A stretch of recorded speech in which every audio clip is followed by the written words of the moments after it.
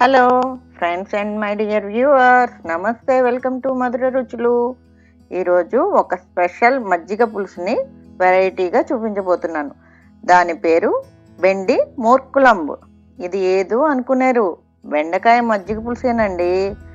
ఇంకెందుకు ఆలస్యం, రెసిపీలోకి వెళ్ళిపోదామా?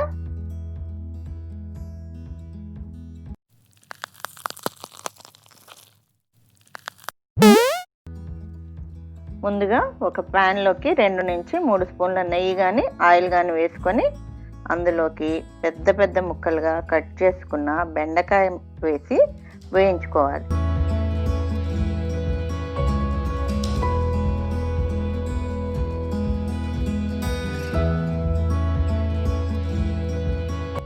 ఇందులోకి ఉప్పు వేసి బాగా మగ్గనివ్వాలి.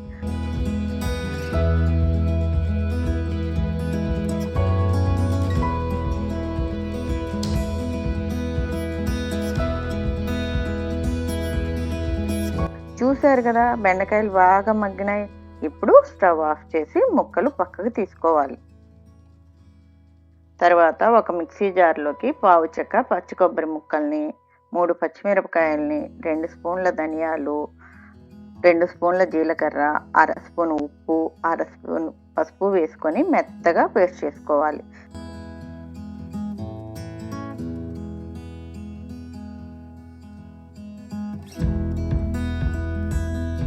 తర్వాత ప్యాన్లో 3 నుంచి 4 స్పూన్ల నెయ్యి కానీ ఆయిల్ కానీ వేసి ఎండుమిరపకాయలు, జీలకర్ర, ఆవాలతో తాలింపు వేసుకొని తర్వాత కరివేపాకు, ఇంగువ వేసి కలుపుకొని పేస్ట్ చేసి పెట్టుకున్న కొబ్బరి మిశ్రమాన్ని వేసుకొని కలుపుకోవాలి.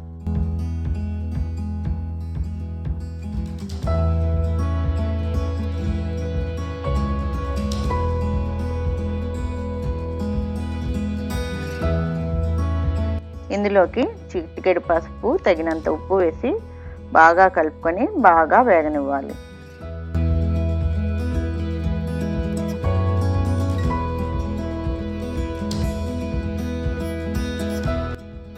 బాగా వేగిన తర్వాత ఇందులోకి గ్లాస్ నీళ్లు పోసుకొని కలుపుకుంటూ లో ఫ్లేమ్లో ఉడకనివ్వాలి.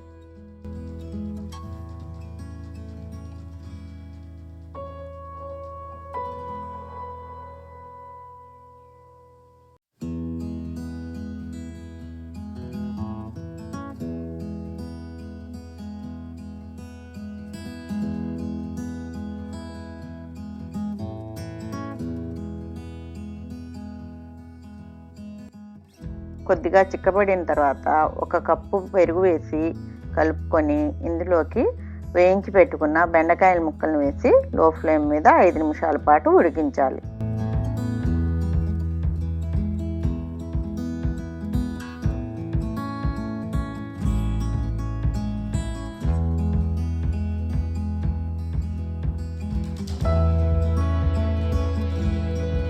ఈ సమయంలో పులుసు కొద్దిగా చిక్కబడుతుంది, అంటే అర్థం ముక్కలకి పులుసు బాగా పట్టినట్టు.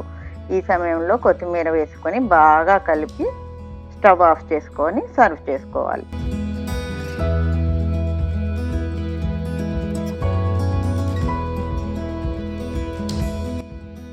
ఆహా, చూశారు కదా, బెండకాయతో మజ్జిగ పులుసు. ఎప్పుడు చేసుకునే ఉల్లిపాయ, పొట్లకాయ, వంకాయ మజ్జిగ పులుసు బోరు కొట్టినా లేదా మజ్జిగ పులుసులు కొద్దిగా వెరైటీగా డిఫరెంట్గా ట్రై చేద్దాం అనుకున్నా సందేహపడకుండా చేసుకోండి, కమ్మగా ఉంటుంది.